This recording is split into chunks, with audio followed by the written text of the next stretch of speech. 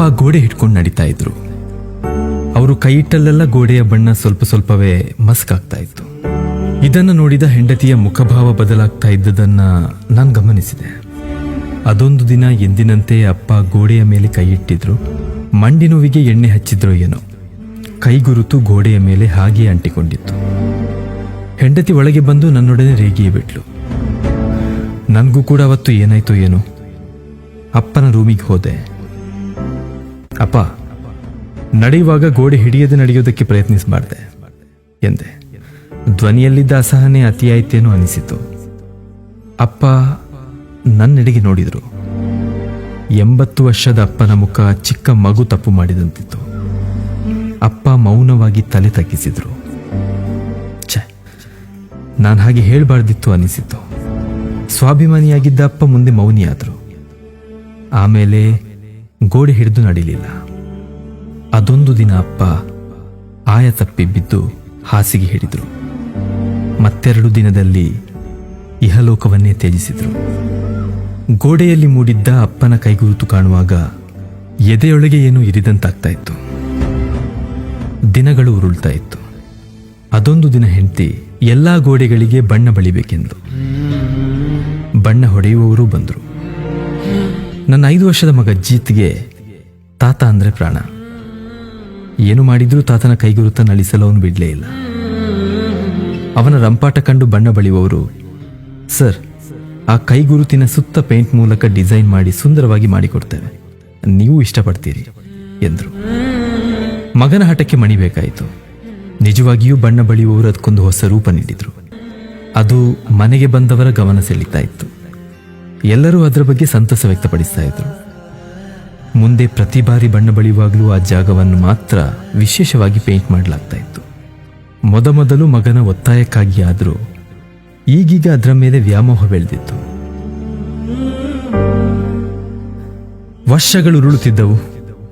ಮಗನಿಗೆ ಮದುವೆಯಾಗಿದೆ. ಅಂದು ಅಪ್ಪ ಇದ್ದ ಸ್ಥಾನದಲ್ಲಿ ಈಗ ನಾನಿದ್ದೆ. ಅವರಷ್ಟು ವಯಸ್ಸಾಗದಿದ್ರೂ 70ರ ಆಸುಪಾಸಿನಲ್ಲಿದ್ದ ನನಗೆ ಆಗಲೇ ನಡೆಯುವಾಗ ಗೋಡೆಗೊಂದು ಕೈ ಕೊಟ್ಟು ನಡೆಯಬೇಕೆನಿಸುತ್ತಿತ್ತು.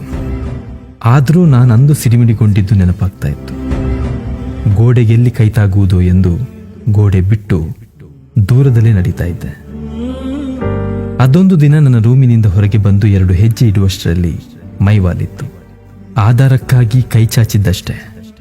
ನಿಮಿಷದಲ್ಲಿ ಓಡಿ ಬಂದ ಮಗನ ತೋಳಿನಲ್ಲಿ ನಾನಿದ್ದೆ. ಅಪ್ಪ, ಹೊರಗೆ ಬರುವಾಗ ಗೋಡೆ ಹಿಡ್ಕೊಂಡು ಮೆಲ್ಲನೆ ಬರಬಾರದೆ, ನೋಡಿ ಈಗ ಬಿದ್ದು ಬಿಡ್ತಾ ಇದ್ರಿ ಎಂದು ಹೇಳಿದಾಗ ಅಚ್ಚರಿಯಿಂದ ಅವನ ಮುಖ ನೋಡಿದೆ. ಅವನ ಮುಖದಲ್ಲಿ ಆತಂಕವಿತ್ತು.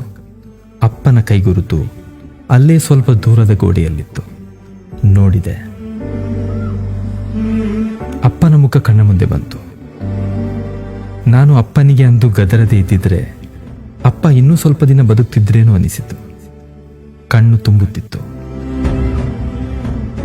ಓಡಿ ಬಂದ 8 ವರ್ಷದ ಮೊಮ್ಮಗಳು, ತಾತ, ನನ್ನ ಹೆಗಲಿಟ್ಕೊಂಡು ನಡೆಯಿರಿ ಎಂದು ಕೈಯನ್ನು ಅವಳ ಹೆಗಲ ಮೇಲೆ ಇರಿಸಿಕೊಂಡು ಮುದ್ದಾಗಿ ನಕ್ಕಳು. ಹಾಲ್ನಲ್ಲಿ ಸೋಫಾ ಮೇಲೆ ಕುಳಿತೆ. ಮೊಮ್ಮಗಳು ಅವಳ ಡ್ರಾಯಿಂಗ್ ಪುಸ್ತಕ ತಂದು, ತಾತ, ಇವತ್ತು ಕ್ಲಾಸಲ್ಲಿ ಡ್ರಾಯಿಂಗ್ನಲ್ಲಿ ನನಗೆ ಫಸ್ಟ್ ಪ್ರೈಸ್ ಬಂತು ಎಂದಳು.